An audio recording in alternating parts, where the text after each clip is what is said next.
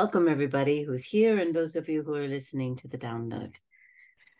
Добре дошли на всички, които сте тук и на тези, които ще слушате записа. What we are looking at in 2027 education is to understand what's going on, basically.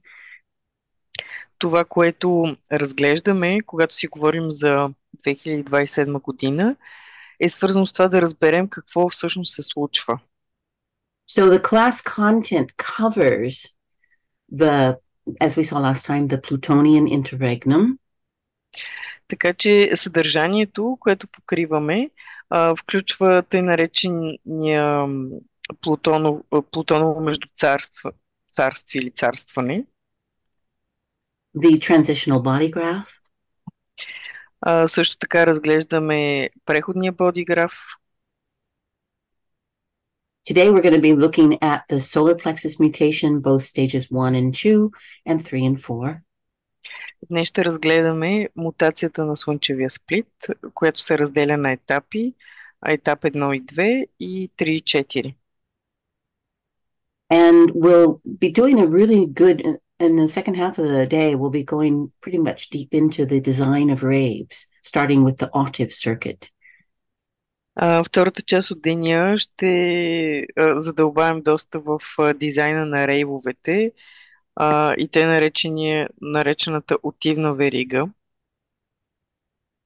The rave has some unique characteristics in their design in the body graph, which we will also look at through the experiential and the collective circuits.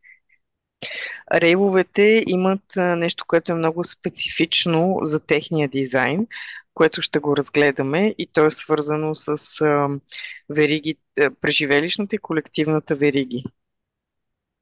Also what are called the material and binary circuits. Също така ще разгледаме тъй наречените материална и бинарна вериги. And the individual circuit. Индивидуалната верига. We'll be looking to understand a little bit about the raves and how they will have a conscious penta. Също така малко ще си поговорим за рейвовете и за тяхната съзнателна пента. And the distinction of the different penta personalities. И също така ще си говорим за разграничението на различните пента личности. Also finding the bridge between us and them.